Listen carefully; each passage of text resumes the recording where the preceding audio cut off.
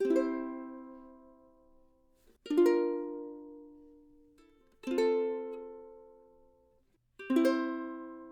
is, I think, because I am so impatient that I don't like spring. So it's sort of an annoyance, but at the same time, you blink and it's basically summer and everything's coming up, everything's green, the slush is gone.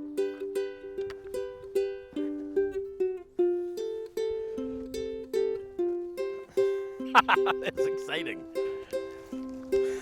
I didn't even knock the chair over or anything. My name is Ariel. I attend Lakehead. I'm finishing my undergrad here. My name is Chris Murray. I'm a member of the physics department here at Lakehead University in Orillia and an adjunct in the Faculty of Education. My name's Jacob. I'm a student here at Lakehead. I just finished in the Masters of Education program and I'm starting a PhD program in education in July here, and I'm also a local farmer and community gardening enthusiast, seed librarian. My research is in garden-based learning and food literacy and food education. Through my own experience and through the literature I've read and from listening to other people, I know that gardens like this offer many different opportunities to engage all of our senses in many different learning styles.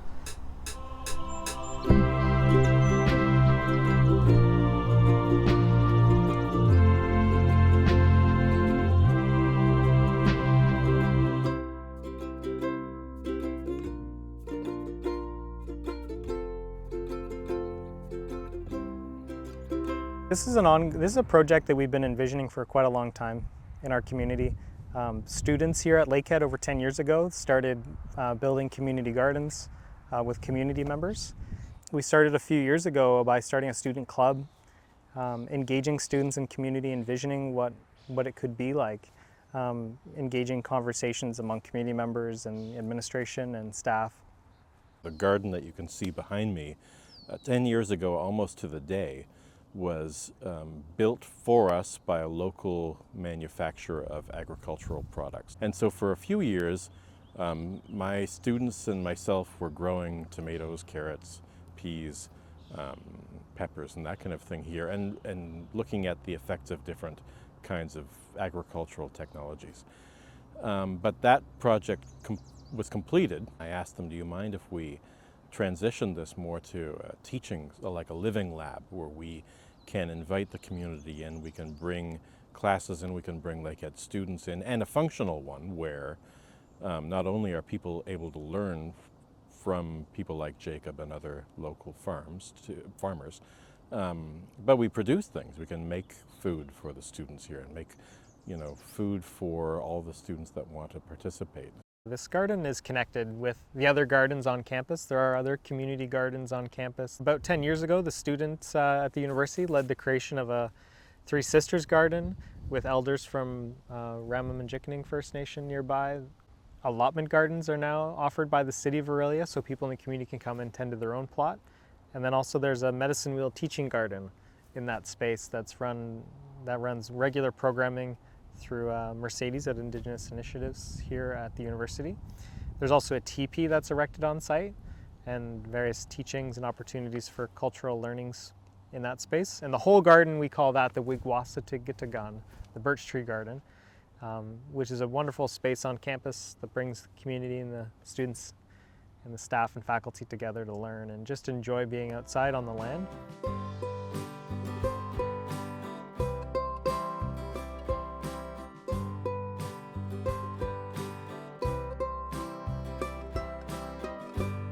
I'm hopeful that, by the time this season's over, we're going to have a working demonstration of what this could expand to be here and in every school or all over the place, where community members, Lakehead students, elementary, high school students, teachers are all coming, having a hand in learning about gardening and farming by doing it. And also we're growing food that everybody can see. This is a productive space. Well, I'm envisioning a welcoming and inclusive space where everyone in the community would be welcome to participate in various ways, including our students, our faculty, our staff here at Lakehead, the community nearby, all these people who live just right next door in Westridge. I envision a space where people can come, socialize, move their bodies, interact with the environment around them, learn some things as well.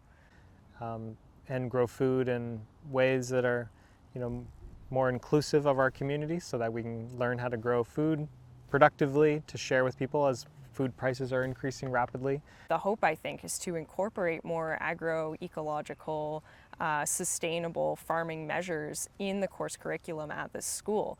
And I think that's a very long-term goal, and we're hoping with this project to prove the use of that in so many capacities. That's the fundamental purpose of a university, is educating young people, but also educating the society, being a place for education. And I think that, this garden versus like that lawn, for example, I think that this garden provides an immense educational value to the students and to the society versus the alternative use, which is just lawn that's mowed. Always, there's so much to learn from the business of creating the garden, as well as maintaining it, harvesting it, and keeping it going. I think that for the project to be sustainable and permanent, we would need consistent funding. We would also need volunteers, probably first and foremost. I think people can get really creative when they want something, and I'm very curious to see how things go with what we're able to use and what we're given.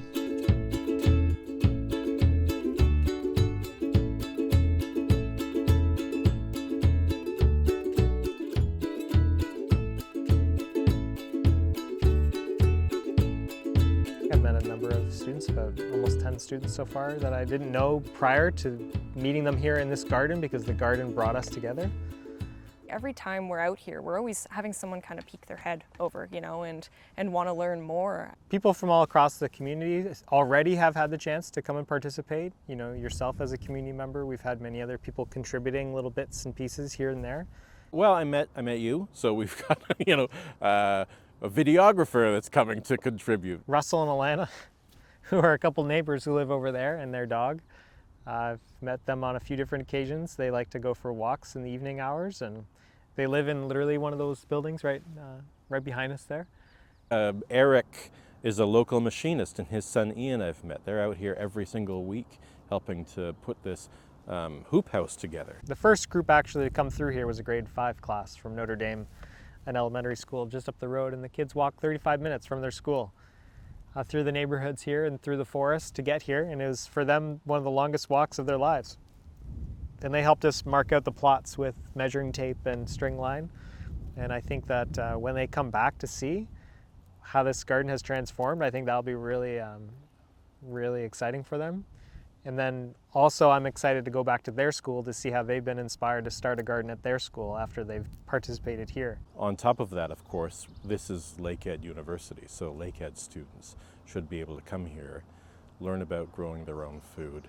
I'm commuting from Barrie to get here, so already we're outside of the Orillia community. I had a friend commuting as well from the Sunderland area. And so I think this school is very unique in that it has a very high percentage of students who are local, meaning they can drive here in an hour to an hour and a half. And so, we've already got people who are interested in participating, who are from neighboring towns. And then, of course, there's the community influence as well. People are kind of catching word, and people are telling their friends, oh, hey, yeah, come check this out. And so we've got people from outside of the school as well, who it's influencing. I mean, I won't always be out here with other people, which is fine, but it's nice to meet and connect with like-minded people, or even people who might not be like-minded, but we connect over this thing, one of the most innate, inherent things for people, food, wanting to learn, wanting to grow, wanting to get your hands a little bit dirty. And it's amazing to me how many different types of people from so many different backgrounds, express an interest in that. I think it's very, very innately human. But beyond our human community, I'm also envisioning a very biodiverse ecosystem of many different life forms that call the garden home or pass through or connect with the garden in many ways. I'm looking always for the insects that grace our presence here. Right now I'm surrounded by ants that are coming out and making little homes everywhere, and birds flying above and planting seeds around the borders with their poop. And so, yeah, I'm excited about cultivating this biodiverse agroecological system here that we have coming together.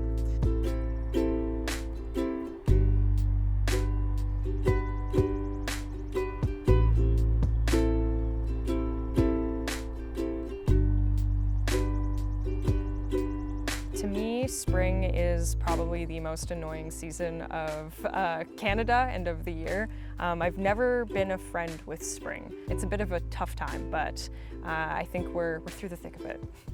For me, it represents things restarting, rebirth, all kinds of things that get going again.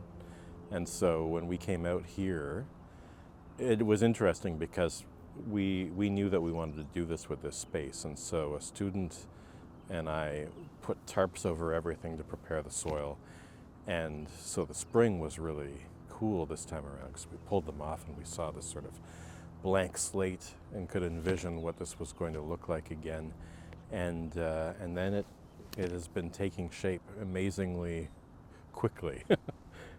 Spring to me is my favorite season, I would say. This season of rebirth after a long, cold, dark winter. It's the season with, increasing hours of daylight, increasing light in our lives and warmth, and which always inspires me physically, makes me feel alive, and I feel, more deeply connected to the world around me because I'm outside, I'm back in the soil, I'm coming to life with everything else around me. I think that a lot of people in this community are very interested in something like this happening, and here we are with this small little piece of land that has the opportunity to become something that we all want more of. Being accessible to the community, educational spaces that include everybody, spaces that encourage everybody to be part of something that gives back. It's really the only option that we have going forward, and I hope that people take it as seriously as we have been here in other places as well, and I hope that we can connect with those people and we can sort of become more of a chain reaction together.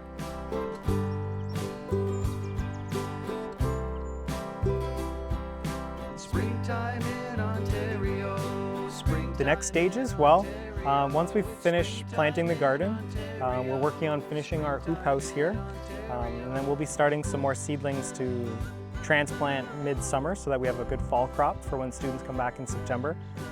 Nutrient cycle through composting and creating our own local input cycle, collecting rainwater, starting seedlings, saving seeds, working with indigenous plants. We're also going to be hoping to install an irrigation system to make it a lot easier for us to water here. So we want drip irrigation lines down all the beds. Ultimately, I'm curious to see where it goes.